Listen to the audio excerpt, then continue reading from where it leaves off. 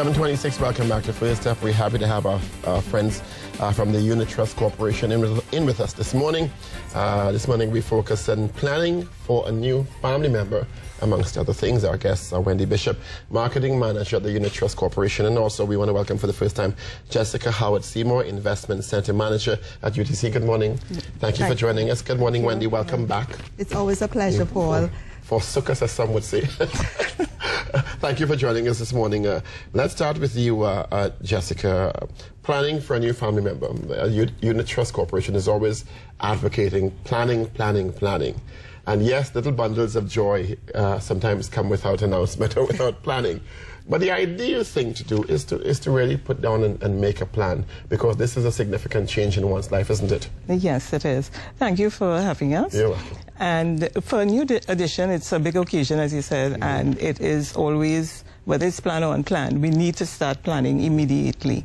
And for purposes of this exercise, what we have done is categorize the age groups into three. We're looking at 0 to 5 years. That could be considered short-term. 6 to 12 years, that will be medium-term. And 13 to 23, for some children it would go up to 18 years, but for university up to 23 years, and that would be considered long-term. For each category, or each, there will be attendant needs and costs. And for that, there will be, we have to look at a planning, putting a plan in place to take care of this child from birth to university. Adulthood and education. Wendy, when we do this, how early should we start planning? Even if, one is not married or doesn't plan to have children early, but one starts one's employment life. Once one starts one employment life, one will know that I want to have children or I do not wish to have children. As soon as you decide that you wish to have children, and I hope that you'll be at adult age to make that decision, that you should start planning.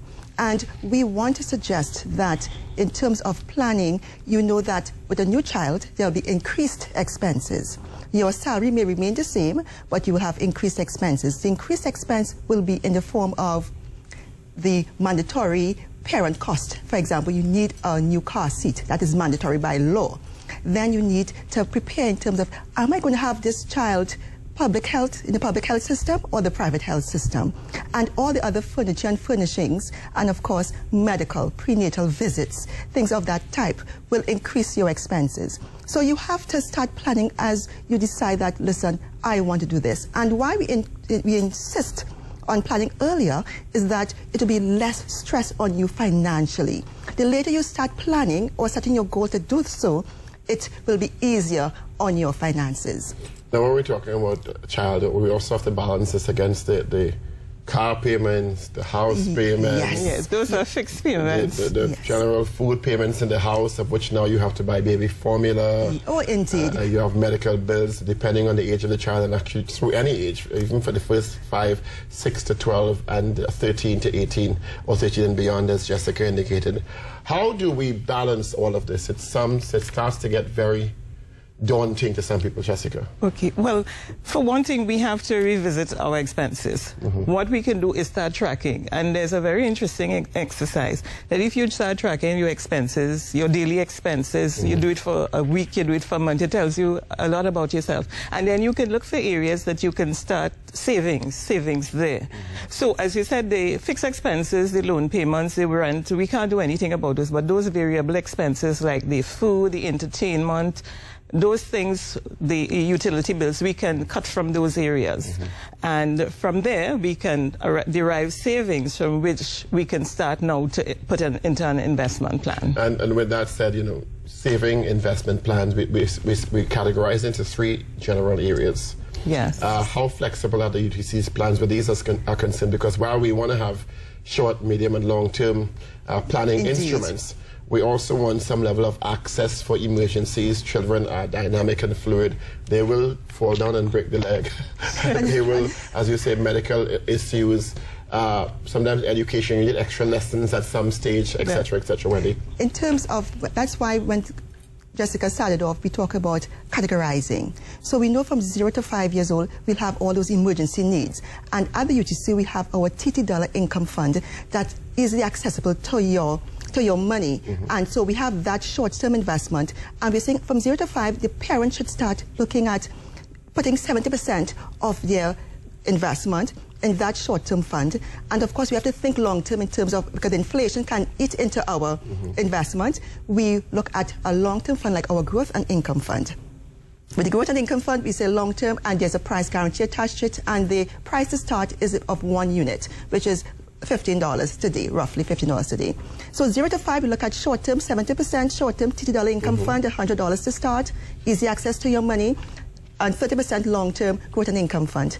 The 6 to 12, we said, okay, now your child is going off to primary school and things of that type. 50% will be in a short-term fund like our $50 income fund again, and 50 in your growth and income fund. And when we talk about 13 to 23, which talk about high school, secondary school, onto university, we look at reversing that into 30% short-term and 70% long-term. And again, we have those funds. We have 2 wonderful products for children: the Children Investment Starter Plan and the Student Investment Protection Plan. And Paul, you mentioned about falling down and breaking your leg, and that is the Student Investment Protection Plan, an investment element or component and a protection for medical purposes. So everything must be accidental in nature. So it's not as though if you don't feel well, you go. If something happens accidentally, that protection plan will kick in, and that's with Pan American Life, formerly Algeco. According to census data, most people don't have 1 child. How do we put the factor of 2, 3 children, and hopefully we can step at 2, 3, depending on one's resources, into this when we're planning, because more than likely it'll be like 2, 3 children. When we're doing these sorts of plans, or are they individualized, or do they take the 2 or 3 children into consideration as you go through the 3 stages, because the 3 children will be going through different stages at different times? Well, it would be individual. For each child would have its own plan, and so we have to plan for each child. So it's not a one-shop-fits-all. Each child has well, it would be on the same plan, in the same investment vehicle, but individually. Each child would have its own account. And what we would suggest is that, to add to what Jessica is saying, is that you have to set your goals.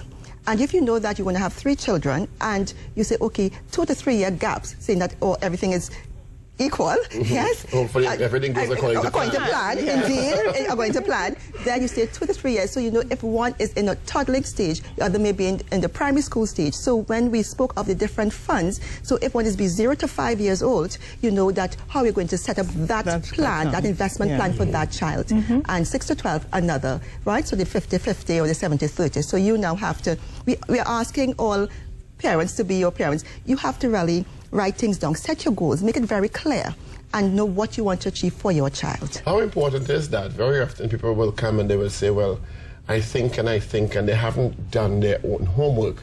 That writing things down from very early, building that habit of documenting everything so you see it represented on paper and you have a clear idea.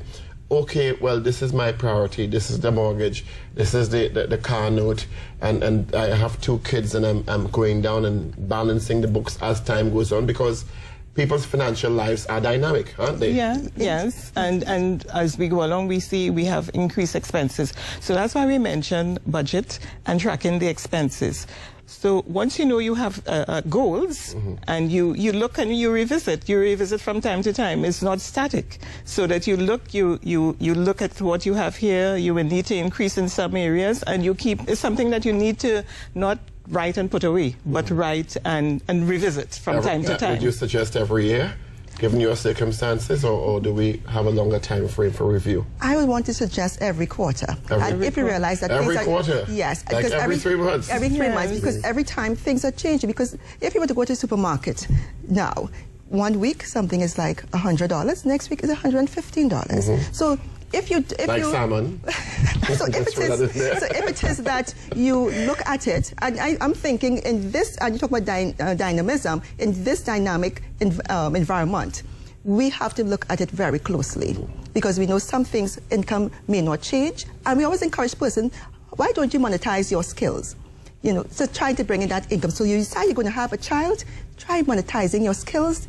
Some of us can cater, some of us can design clothing, some of us can apply makeup. Well, and with that said, how do we reconcile the needs of the children and planning for those against the needs of our own needs, with perhaps going back to school, increasing our skill base so that we can generate more income down the road. How do we plan for those situations? Okay, my two children are 3 and 5 years old, but I want, when they settle down and they all go into primary school, to go back to school. How do you reconcile the needs of the parent and their long-term goals and planning with the needs of the children?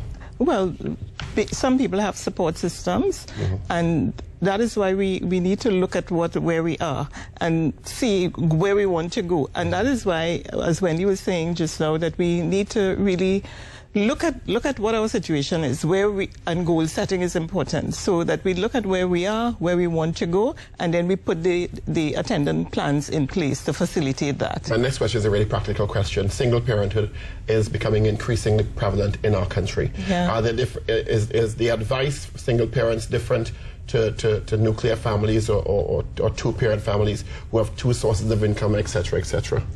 It is not different. You have to plan, and you have to, again, budgeting is important. Probably even more so. Yes, because one income, and when we look at statistics, we realize that single-parent homes, their average spend on their children much lower, is like 900. When we look at 3 families, Jessica and I, look at the single parent, we look at the average income with nuclear, and then we look at the high end. And we look at the single parent, $900 per month for a new child. $900 per month. Yes. Child. Yes. Yes. So we look at a defined basket of goods. So formula, diapers, clothing. Yes. And it was $900 for that family. So as a single parent, your spend will indeed be different, but the planning, the financial planning should be the same. Goal setting, budgeting, and of course saving and investing.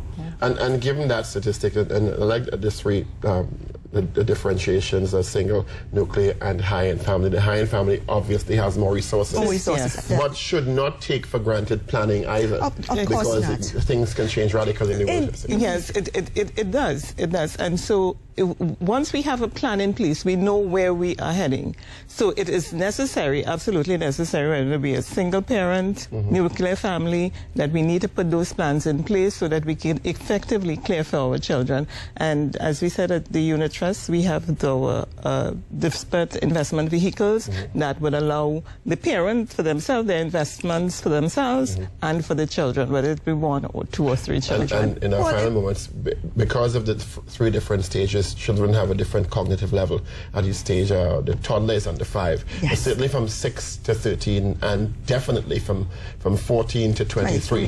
How involved should we bring the children into the mix with these plans so they actually start developing the habits themselves? Well, we always encourage parents, guardians, aunties, uncles to bring their children into these financial practices, because developing good fiscal habits, spending habits, we need to get them involved in that, and also saving, because we want them to know that once you spend, you should save. I probably remember we did that survey in 2012 where we came and I realized that only 1/3 of our population is actually saving. We want that to increase, and we want our guardians to insist on these good fiscal habits, and because the financial well-being of everyone is important to us at the UTC. And we need to get past the misnomer that saving and investment is for rich people. No. Indeed, yes. Everyone can sit down and look at their resources and start a plan and dissect your situation and put aside saving and put aside investment. It will redound to your own benefit, Jessica. And the earlier we start, the better. The earlier we start teaching our children prudence. So you save, you spend 1/3, you save 1/3,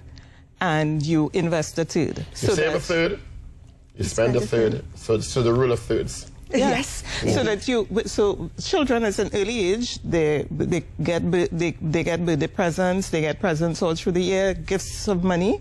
We learn them from early. You spend some and you save some, so that once they start with that, inculcating that habit of thrift in them, it goes through life. So we also need to be the best examples. Good habits start young. Yes. And go through your life. Ladies, thanks for being with us. It's always a pleasure. More information at UTC.